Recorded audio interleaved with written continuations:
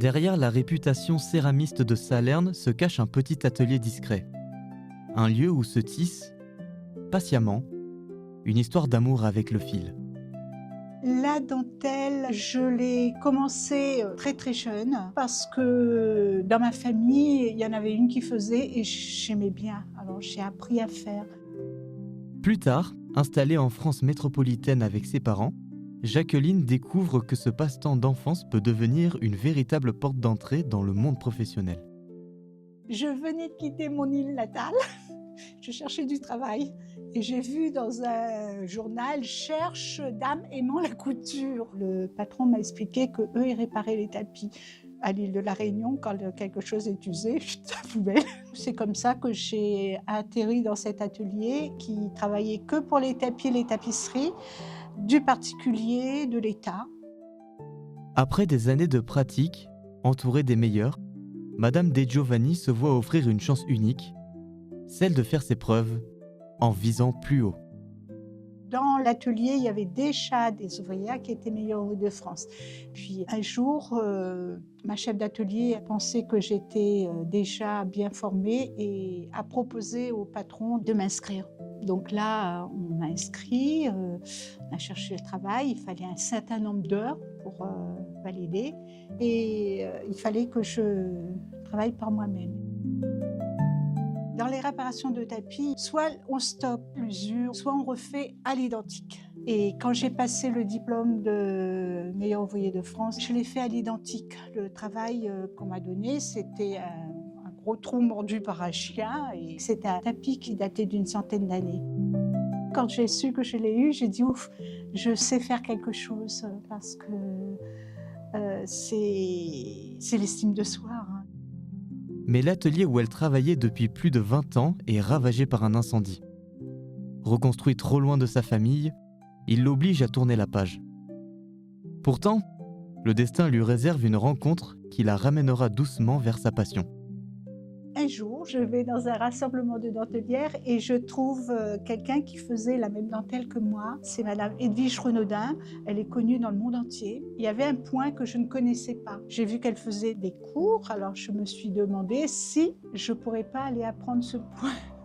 Et avant, elle m'a fait passer tous les tests pour savoir si vraiment je maîtrisais la dentelle. Elle me dit on peut pas sauter du coq à l'âne. On apprend toutes les méthodes au fur et à mesure. Et voilà, maintenant je suis optimum à ce qu'elle m'avait appris.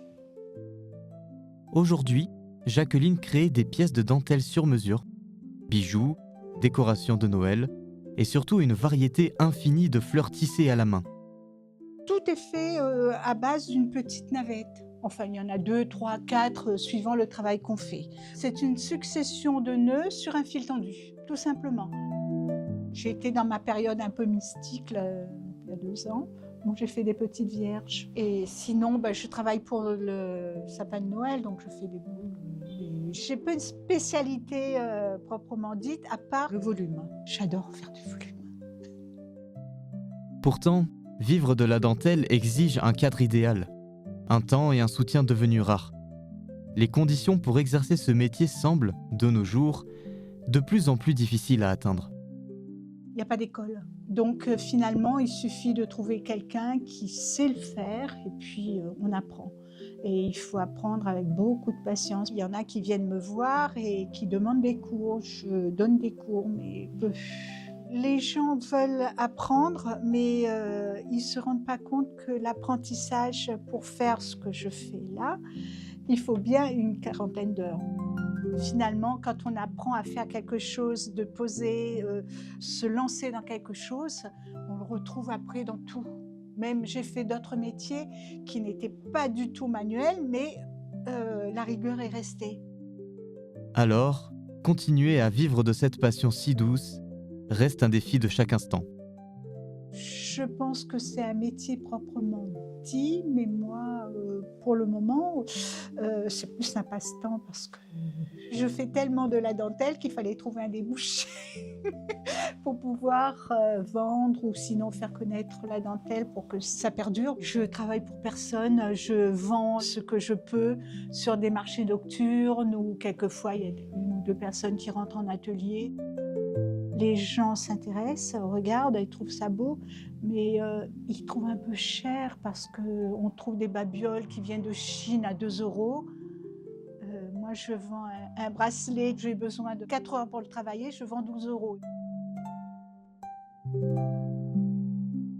Ne laissez pas le travail des mains partir.